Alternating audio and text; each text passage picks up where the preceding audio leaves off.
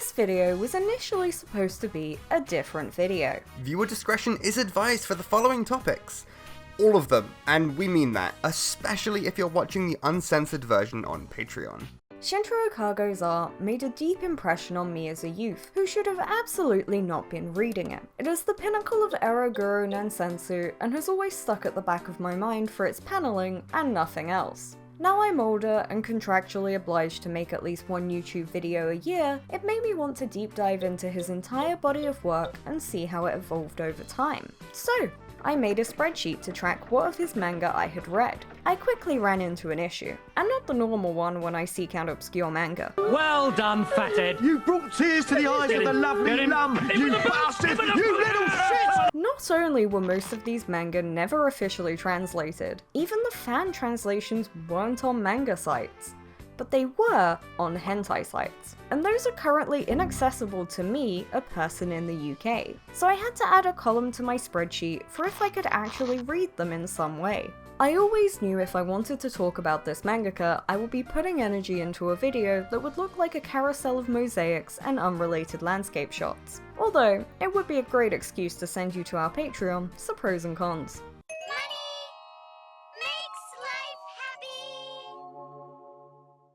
However, if you are watching this video in a better future, when the internet is a free field of wonders, or you just haven't heard the awful news yet, the UK Online Safety Act was introduced in 2023 and required all applicable companies to comply by the 25th of July 2025 to enact changes to keep children safe. That deadline was last week as of writing this video. It was almost immediately used to censor information with personal identity held hostage. While large platforms are woefully inept at providing safety to anyone, let alone teens with their half-matured brains, a poorly implemented series of ID verifications that will arguably do more damage is not the solution. Trying to babygate the internet by asking for a passport and proof of address for entry ignores that the kids can just climb over the fence. And for anyone over 25, the idea of giving your face and phone number to every site you go on is dystopian, and flies in the face of all internet safety as we were taught. A lot of the thinking behind this act boils down to the notion that there is bad media, which is an inherently corrupting force that will destroy your morality on contact. The second a 17-year-old, who in the UK can legally have sex, sees some BDSM porn, they are inherently changed forever. But what is this bad media? No one knows. Or more accurately, by design it's whatever those in charge deem it to be. The steps from seeing boobs makes you a rapist, to seeing protests will make you firebomb parliament, is actually just standing still. Kago's work contains not only perverted sex and ultra-violence, but politics. His work is often emphasized as horrific and overly sexual, or reduced to just being porn. It is pornographic.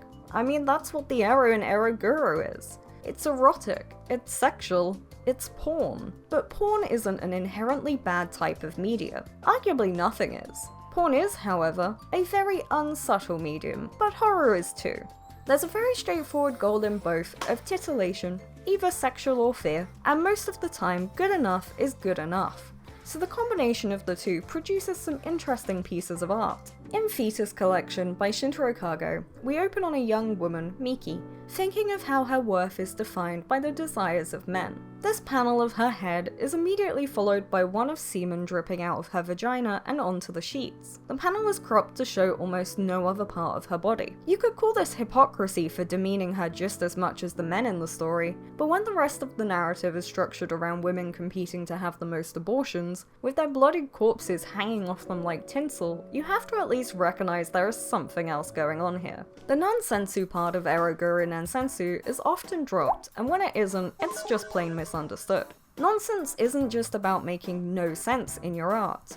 It's about making art in a world that has become unintelligible. The idea of women making elaborate bonsai out of their aborted children is exaggerated, but it very obviously pulls on ideas of reclaiming autonomy and maternal desire. So when the climax is the main character being blessed with a virginal pregnancy, and then hunted down by religious groups to stop her aborting their messiah, you're already in the mindset to accept this as a fine continuation of the story. The nonsense here allows a different exploration of this topic. It's entirely unfactual and purely emotional. There is impact in its strangeness, and in having to untangle the weird visual metaphors, you just have to think about what is and isn't relevant. Of course, Kago presumably had a perspective when creating the manga, but that doesn't mean you can't interpret it otherwise. Miki's Messiah child refusing to be born is the singular final panel, and could mean anything. Is this divine punishment for her previous actions? Or is it giving her the purpose she wanted? Maybe it's just a joke based on her planning a fetal bonsai using an aborted adult. Even if it's just supposed to be a fucked up conclusion,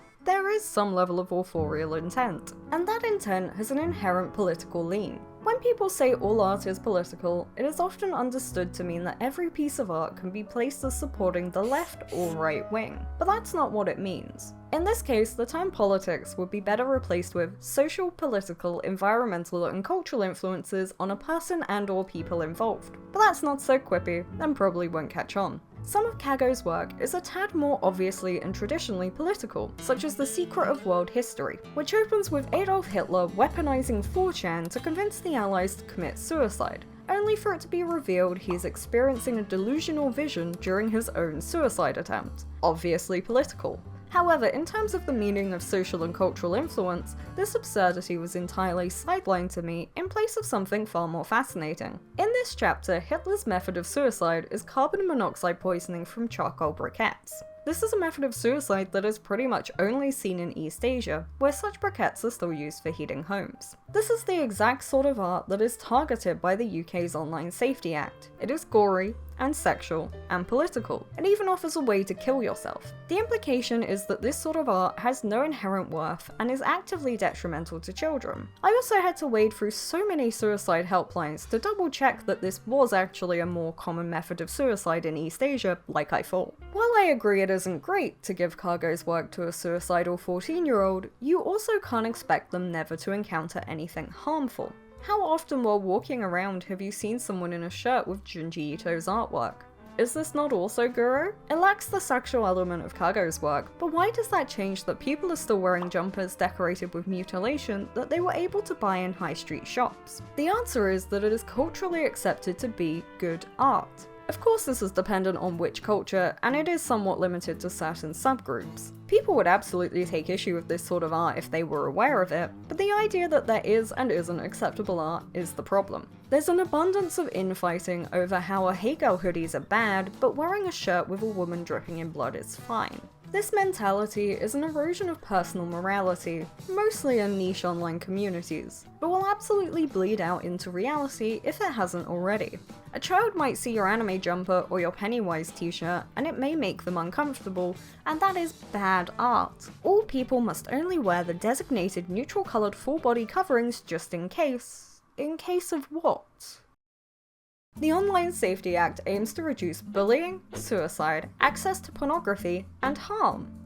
Vague. It also ignores children's wants and desires, and settles for a blanket ban on anything not kid-friendly, with no distinction between an 8-year-old and a 16-year-old, and even then the maturity within those ages varies. The ideal answer for keeping children safe online is for each child to have parents who care about their well-being enough to pay attention to their emotional state and adjust parental controls as needed across the 18 years of a child's life. But, well, that's just not going to happen, is it? And while abusive parents exist, to assume a government is only working with good intentions is naive. Much as a parent might refuse to let a child watch Matilda because it shows kids standing up to adults, the government might want to ban Kago's dance Kremlin Palace for encouraging disapproval of the establishment. Said establishment is the now defunct USSR, yes, but look, I want to tie this back to Kago's art however I can. Satire is often specifically excluded in laws as it is a necessary part of a fair society.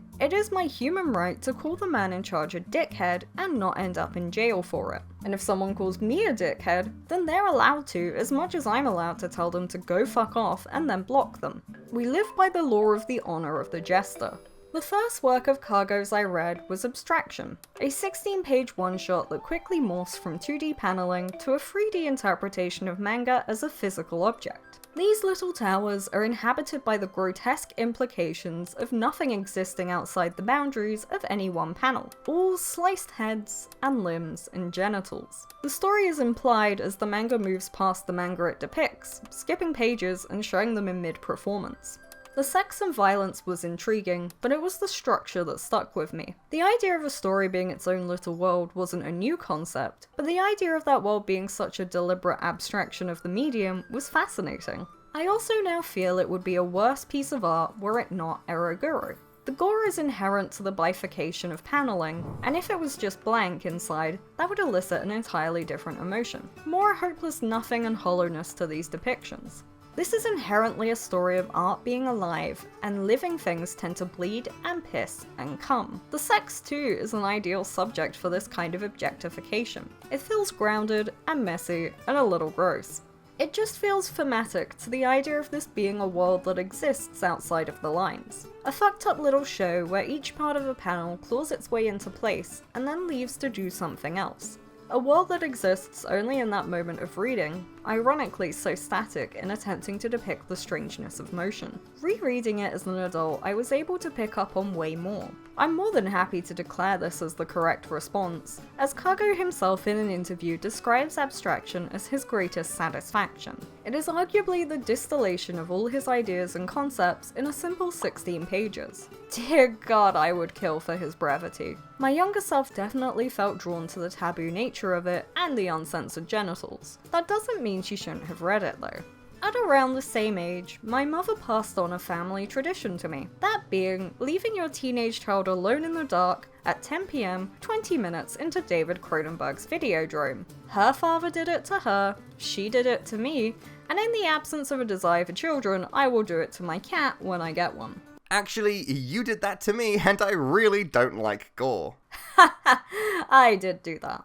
Both Abstraction and Videodrome deal with sex, violence, paranoia, and direct corruption on the human form as a representation of their effects. There was an inherent appeal in that exaggeration because it expressed how I felt as a teenager through visuals. Being a person is gross and weird and hard to understand. It isn't simple or easy or nice all the time. While my younger self didn't get everything going on, it was a comforting sort of horror. I was not doing great in my teenage years, and optimistic media felt more like a kick in the teeth. I liked things that were dark and edgy because they felt more real. Obviously, this was a pretty immature way of thinking, but of course it was. I was immature, I was 14. When I first read Junji Ito, at around that same age, on some dodgy app I downloaded to my tablet, I was so repulsed by the artwork I was scared to swipe on it, but I still read the entirety of Uzumaki in one night. I was obsessed. It fascinated me. It made me have a pathological fear of mushrooms. These were negative emotions, but they were in no way wrong for me to feel. I could stop at any time and look away or read something else, but on some level I enjoyed those negative feelings. I also learnt what I could and couldn't handle, and how to self-regulate. That was a learning process that led to me being scared and losing sleep, but in the same way tripping is a requirement to learn to walk, sometimes growing hurts. Which is also often a theme in Ero Guro. Media, unlike social media, has a different effect on people, as it's one-sided.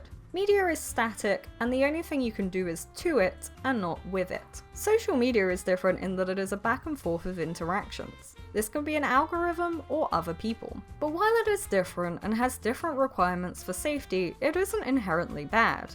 Social media gives us support groups and fandoms for that static media. It elongates their lifespan beyond the natural. For many, it is only online they can talk about the things they like, due to social stigma or just being unlucky enough to have different interests to their peers. It is also a place where you can not be yourself, or be someone entirely different, or no one at all. There is a safety in that, and a neutrality, because what harms someone may save someone else. Do I wish social media sites weren't so evil and manipulative?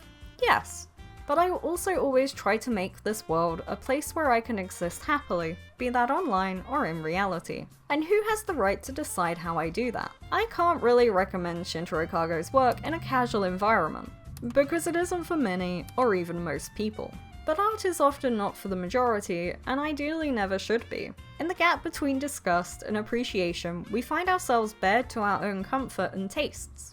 That gap should not be determined by the government, but ourselves. Or maybe a responsible parent where possible. All this rambling to say, I really like this mangaka's work, and I don't think the UK government should demand to see my legal name and address to read it, because I don't trust them not to go mad with power and also stop me ordering fried food on Deliveroo. I want to believe in humanity's ability to critically indulge in art and create weird fucked up shit that only appeals to 8 people. However, if more than 8 of you could like this video, that would be great. Whoop boy, thanks for watching, we hope you enjoyed. This video was a very personal expression. It's a shame I had to censor so much though, so if you want to see Shintaro Kago's work in all its glory gory, then head on over to our Patreon, where hopefully they'll let me upload the whole thing uncensored. We post a bunch of fun stuff over there, from updates to early access videos to monthly blog posts about the media we've been enjoying. I really enjoy writing the blog posts, so they keep getting longer and longer. We also have a second channel with all kinds of lower effort videos, and of course if you liked this video then hit like and subscribe, or maybe share this video with a friend. A somewhat open-minded friend. Thank you for watching and we will see you in the next video. Bye! Bye.